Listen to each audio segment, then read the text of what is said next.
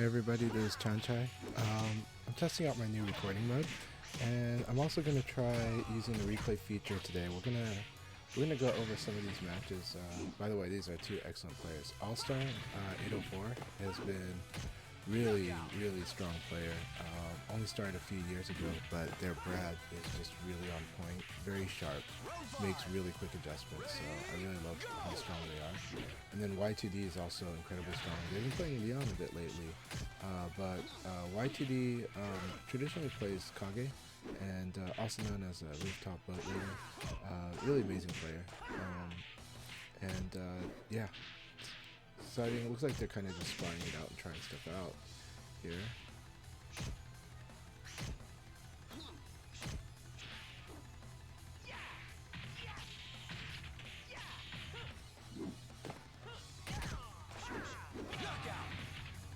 Alright, really good stuff. Alright.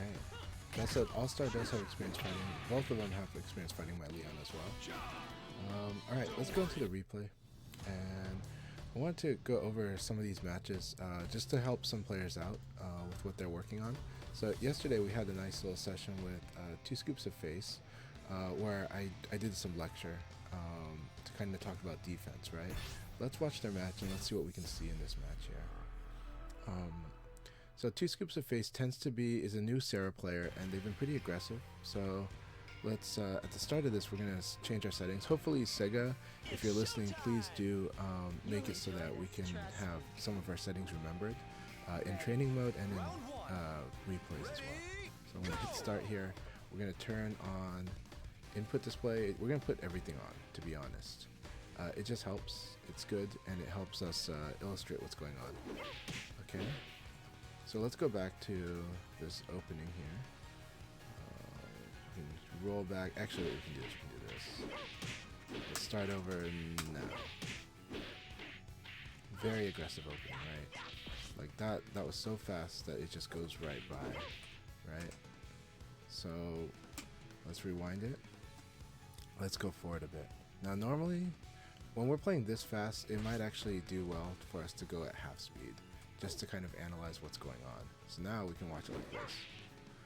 So here, we used the string opening. Now the string opening knows that we're gonna miss with the high punch, but we're still trying to catch them.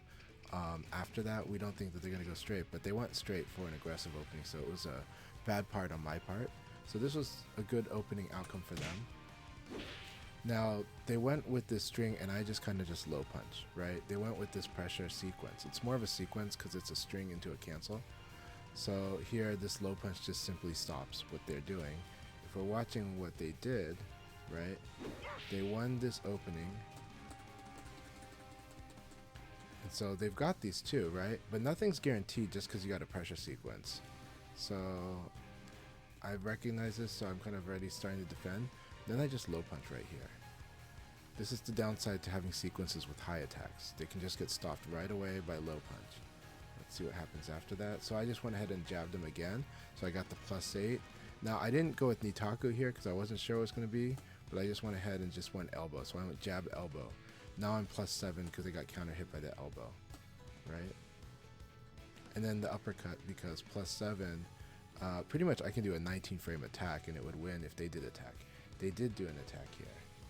So this is the power of getting interrupted twice and then into a launcher. And actually getting interrupted once into a launcher would have just worked just as well, because each time here they kept pressing attack. And because they kept pressing attack here, they lost this situation in real dire straits. We can see the trade-off, right? I took 2 damage at the beginning, but that sequence had highs. So I took 2 damage at the beginning, boom, boom, but now they cancel into stance. This gave me an opportunity to actually low punch, interrupt low punch, interrupt with a high punch, interrupt the 3rd time with an elbow, and then uppercut, right? This is the power of single, like low punch, and then even the single punch got +8, then the elbow got a good amount, but it was a crouch. If it's a crouch, it's +7, and then this uppercut. So, and then this just gave me a good combo here, and then we get even further. So now they have lost more than half their life on this opening exchange. Now I went ahead and mixed in a low on Okizeme, right? I get all the pressure. I can do a mid, I can do a low, I can do a throw if I think they're going to defend or sidestep. But they're an aggressive player, so I'm likely I should attack most of the time against 2ScoopsOfFace. Alright, we got a wall. Now this was late. If I had done this earlier, would have done even more damage. But I was late, and then I take a throw.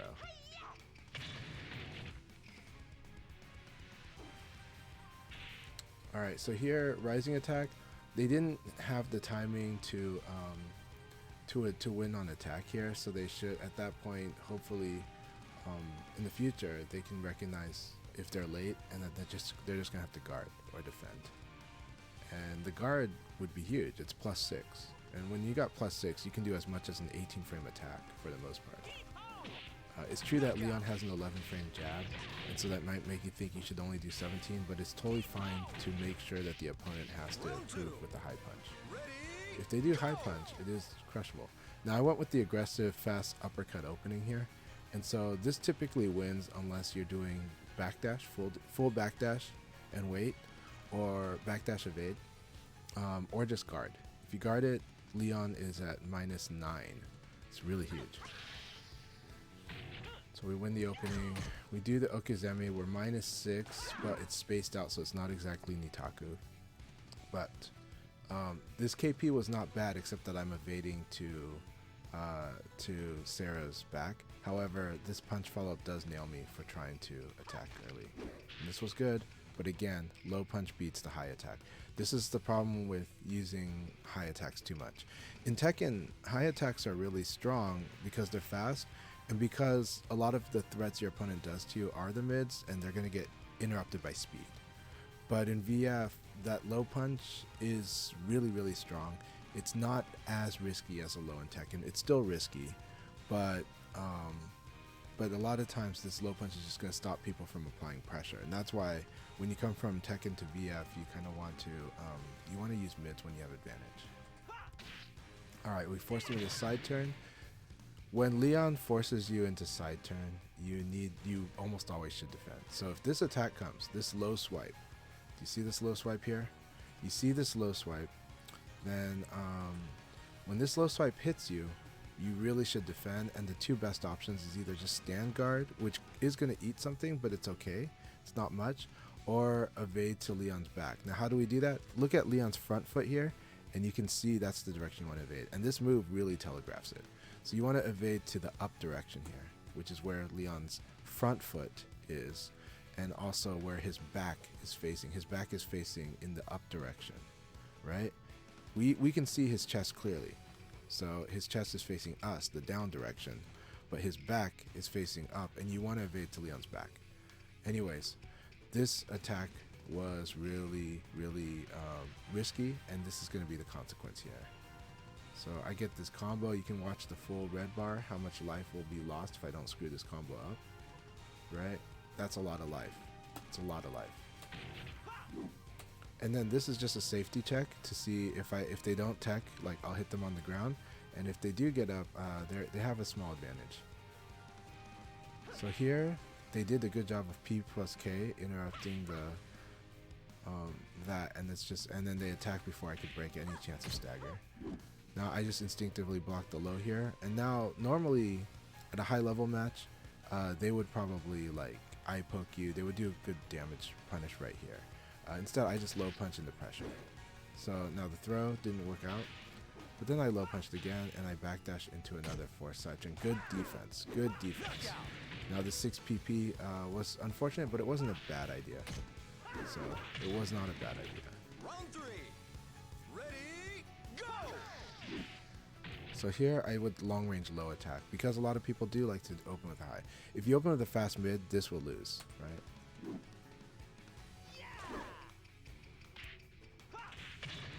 Alright, this is a difficult mix-up. Most people are going to fall for that, and that's okay. So here we go into the throw. This one is hard. You can break this. By the way, nothing is guaranteed when Leon does this throw to you. You want to get good at breaking that stagger, but not many people do.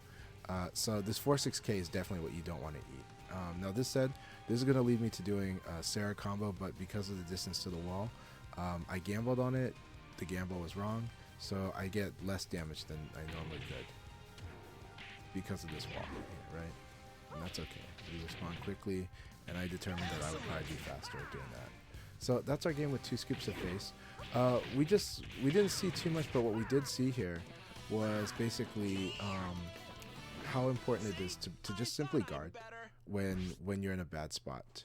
Really simply guard when you're in a bad spot, or defend. And remember, defend means guard, or it could mean evade. It could also mean movement, but it basically generally means that we're not attacking, we're not throwing, right? So defense is a very good option. And just moments to recognize that. We saw vulnerabilities to the problem with high attacks, right? I got a lot of free low punches because of the high attacks. If you use a mid when you have advantage, stops that. Part of this, and we've identified this yesterday, part of this is because as of yesterday morning, 2ScoopsOfFace is still kind of relying on string pressure and sequences. And so how do we not get too wrapped up in these? How do we not get locked into the string sequences? I would say you need to this is where we teach in Virtua Fighter you want to use the guard button. What does that mean? It means single punch is actually better than punch punch. And so you want to do like punch and then guard cancel. Why? Because if we press punch then we press guard, it won't do punch punch. We can do punch guard, punch guard, punch guard, punch guard. So punch then guard, punch then guard, punch then guard, and it will do 3 single jabs in a row. Much better than doing punch punch punch, which is going to lose to low punch. Even better than punch punch, which, yeah, it locks them into a high guard until after the second punch, but punch punch is just not that good of a string. After punch is guarded, we're minus. After punch hits, I think we're still minus if we just did that. And some opponents have just a little bit better opportunity to strike back after punch, including low punch. They can low punch back. But if we did single punch and they guard it, it's +2. We can be much more responsive. We can use our advantage. With that +2, we can do an elbow, and that will beat low punches, you know? So then the character that gives us trouble then is someone like Pi, who might do her double palm, which will beat our elbow. But then we just work with that.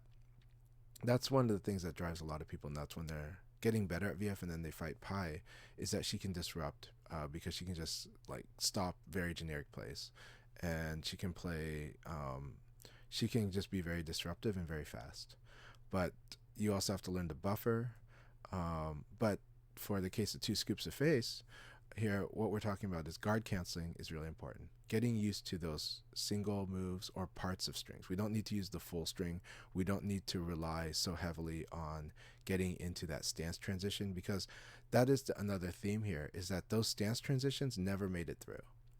And they didn't because a player like me is just going to, if I see him, I'm just going to low punch. I'm just going to low punch right away, or maybe high punch, or maybe elbow, but I'm going to fast poke the moment I see that stance transition, unless you threaten something else, unless you beat like my low punch or my high punch or my elbow and then make me scared to do it, then I'm just going to do it.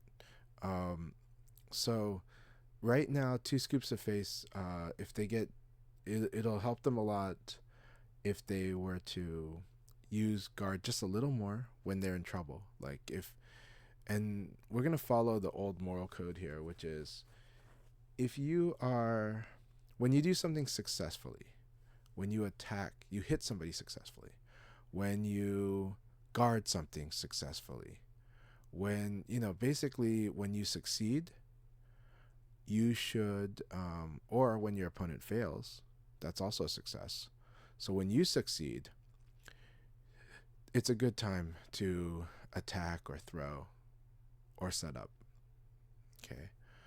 Now, if you fail at something, not in such a horrible way, but if you fail to attack, meaning they guarded you or they evaded you, you failed to attack means that you whiffed. You failed to throw, they hit you out of the attack, out of the throw. Okay, so when you fail to defend something, so whenever you fail, more likely than not, defending is very strong. So if you fail at something, you fail to nail them on something, you should probably defend. It's very likely you should guard or evade in that case. follow this general rule until and then build up your knowledge of the small nuances where that's a little different, and then learn how to mix it up later, because later on it isn't just do that, because if you just do that, you will get punished for that too. That is predictable, but it is a strong baseline play. It's a strong way to start out. It's a strong way to make use of the advantage you have and not blow yourself up when you have disadvantage. And that's why this is the way the game is generally taught at first, and then we move past that pretty quickly. But right now, it will help 2ScoopsOfFace to do that for now. If you fail at something, defend, probably. It's like more likely than not you should defend. If you succeed at something, go ahead and press either attack or throw. If your opponent fails at something, that means you succeeded, so that means you pressed attack or throw. If your opponent's successful, it means you failed, it means you should probably defend is a little more likely, is usually a better play. So that's that. Don't use too many high attacks. Even when you think you've got all the pressure, even when you hit me twice, that third high attack is going to cost you. That stance transition is can cost you if I'm not sufficiently pressured, and I'm the type who's going to mash a button and respond. So I hope that helps. And then we also learned a few Leon things. Let's do one more replay. We're going to do Witmer. Witmer is an awesome player, also known as Phasercat Gaming. Witmer has been developing their skills, and I think I've got two. Let's see. No, I got one. Okay. So we're going to do one replay with Witmer here. Okay. Whitmer's Taka is doing pretty well, but let's iron out some things that they can do better. All right. Now the settings might have carried over because we didn't jump out to the main menu. It's only, I think, when we jump out to the main menu is when we lose the settings. So let's see. Ready, go! Yeah, we're good. So this looks like this was a mistake in the beginning. It just looks like this was an error. I don't think he intended to hop up. Well, he did. He hopped away kick. This is actually not bad. Okay. So Taka's hop kick is pretty good if you predict people doing lows. Now, in the opening on fresh opponent, I would be a little more cautious on the first round. I would hop away with guard instead of hop away with kick. Okay, because hop away with this just turned out it's going to lose to a lot of stuff. Hop away kick actually loses to a bit more because I don't think you hop the same way. Maybe. But anyways, it turned out I guessed correctly here. And so I got a lot. And then I just went ahead here. Good. He did tech roll. This is excellent. Sometimes he does not tech roll here. He tech rolled. You must, especially against Leon. All right. Punch, punch. This was really good. So this is a cold old Virtua Fighter 3 play. He did punch, punch into throw. Now punch single into throw is a little better. It gives the opponent less time to respond. But punch, punch into throw, still pretty good, but it's very old school VF3 style. And that said, I did respond with a throw escape, right? And like, we can watch and see when I punched in that throw escape here, right? So we go in here. That was my Utori throw escape, right? Boom, boom. Oh, I'm in trouble. Punch, punch. I've already got my throw escape. I've got my throw escape right now. Okay? See how I'm holding it? I already know that I'm going to lose the sequel, that I'm getting pressured, but I'm already doing my throw escape. That's how I already knew I knew that I'd failed. I knew I was going to get hit, so I'm ready with my defense, and I escaped the throw. So here, Taka is -6 after this throw escape, and he's side turn. So I just did a low punch. Now Taka is actually +3. Now this is an interesting one. This is a case where Witmer did not buffer, and this is no fault of his. This plays out really fast, but I end up winning this. But I did test this out, and actually, let's test this out. Let's do the replay takeover here, okay? Okay. So after this low punch, right here. So this is already blocked right here, okay? So we're gonna replay takeover here. And look at what all the things we can do. I'm going to show you if you buffer fast. So this is a matter of buffering. What is buffering? Buffering's inputting our next move early.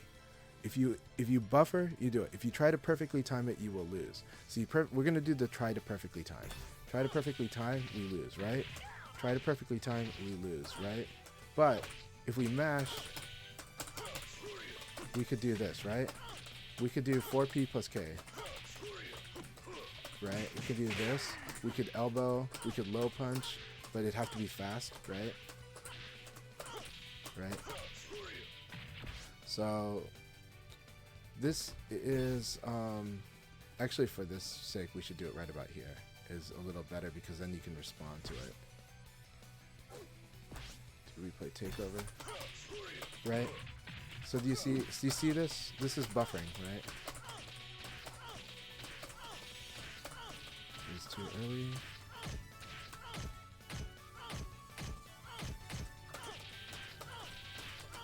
This is actually kind of hard. Normally, depending on where we queue this up, this is actually not too bad. But it's kind of funny because of the hit stun effect on the replay point. So the downside to replay takeover is this kind of thing, because I can normally do this no problem. Like, look, we have to do it a little earlier, which is kind of funny. So, case in point, find a better spot. The better thing is here is just basically to guard here. So, see.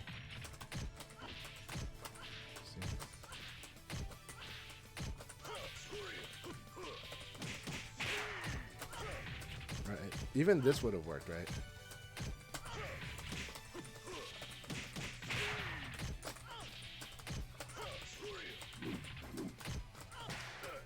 So almost anything would work, but you have to buffer. So we'll resume the replay. So that basically, this was just basically not buffering. And so if you guard and are ready on the buffer, and you can start inputting while holding guard button. So this is really important. A lot of people don't know that. You can start inputting while holding the guard. You can even input before they make contact, but it will affect the buffering a bit. So I went with this, and I said I'm not falling for that because I was sitting and watching. It wasn't that bad of an idea. So here's a cool one. I want you to see that this is -5. Understand this is -5 for Taka, and he loses to throw. Okay, let's before the round ends, let's do it this way. Okay. So do you see how we already committed to doing this? You can fuzzy guard here. -5 after this move, right? Let's watch it again. -5. Okay. So let's replay takeover here. And let's practice fuzzy guard. Right? Let's practice fuzzy guard from this move. Right. Now, for the sake of replay takeover, you should... And Taka can do a really nasty thing here. Right? He can do this. Right? This is really scary.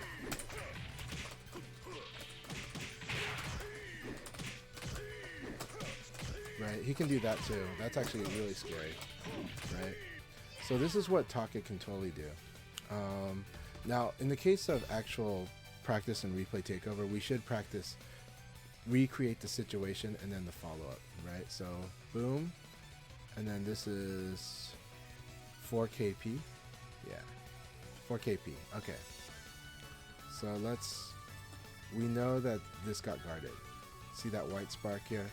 So we're going to do 4KP. Okay, replay takeover, fuzzy guard, right?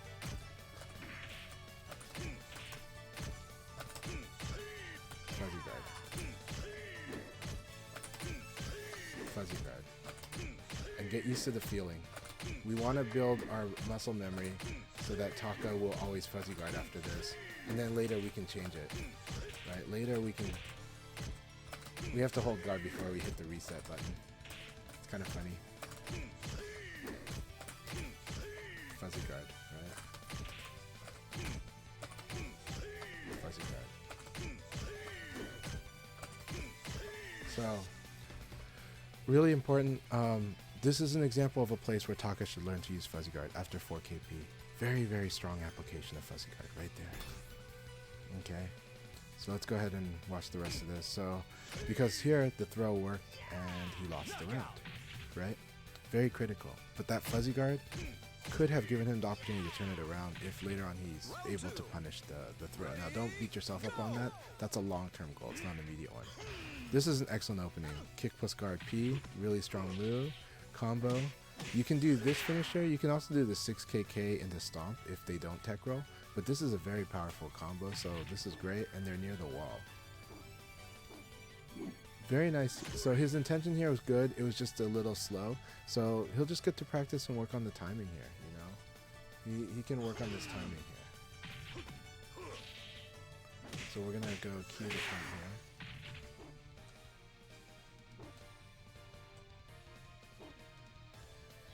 There we go. We can practice this right here. Right? So we'd have to do this one. This one, we have almost no time. But we can start pressure. So then we learn how to move it back to about here. And let's see if this would be better. No. No. This is a bit harder.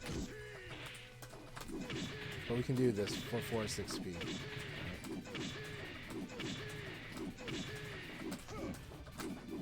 Yeah. We can also do this, but this is actually pretty good too. So this is 4-4-3P. Right? But I like this one. Right? So really good stuff here. You can practice all this with replay takeover. We're like, that is really slow, kind of hard to do, but the 4-4-6P much easier, 4-4-3P much easier, right? A lot faster, and we can eventually, when we master it, we can start doing the other stuff.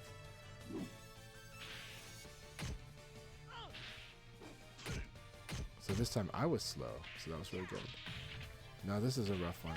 So this is the weakness of Taka versus Leon. Is Leon's elbow punch just guarantees so much damage. Round 3. Ready, go! Alright, -4, you can fuzzy guard here, and fuzzy guard would actually deal with that, so that would be fine. So if you're gonna do hopping clap, you can fuzzy guard if it's guarded. Here, +5. So Leon, I could fuzzy guard here, right? And I should, but I did guard throw escape. But it's good to know that I can fuzzy guard that situation. Side turn, this is good. This was good. This was very good.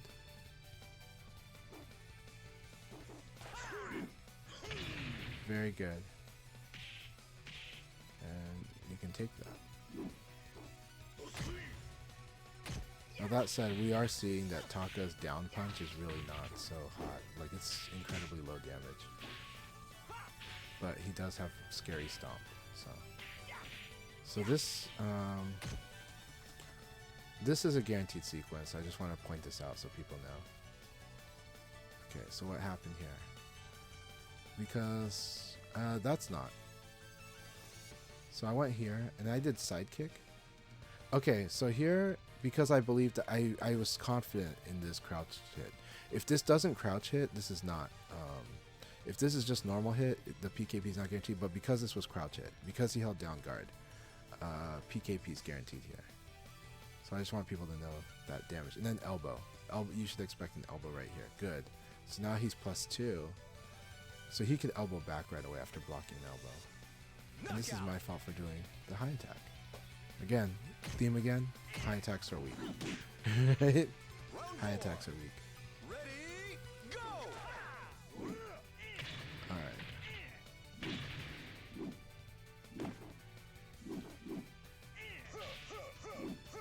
Now the problem with this sequence is I can just defend here. Like, this doesn't guarantee these other punches.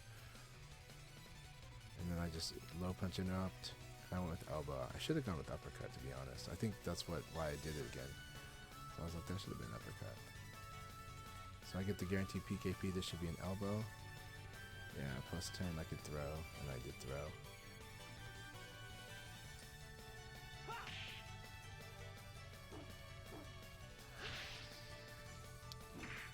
How much advantage did he have in that? So it's +6. So. But he wanted the low kick, which low kicks are great. They're disruptive, but again, you're minus even on hit, right? So he's -4 on hit, so now he can fuzzy guard. This is actually a good move to fuzzy guard after. This is a good fuzzy guard setup, is that low kick when it hits. When it's minus, when it's blocked, you're screwed. But you can fuzzy guard after hitting with that low kick. Knockout. All right. So I hope you guys enjoyed that. We'll try to do more replay reviews. We'll get better at doing this as well. But I hope this gave some insight to people onto some, just little adjustments you can make to improve your game. My intention with this, I intend to make this a series where after stuff like Akai Leagues on Saturdays on Steam, and maybe after dojo sessions, I'll try to review a few games and just kind of help people see what they could do better, and then things to practice on in training mode. But in this case, I think you guys got to see quite a bit, and I'll cover more. Thank you all very much, and hope you enjoyed this video.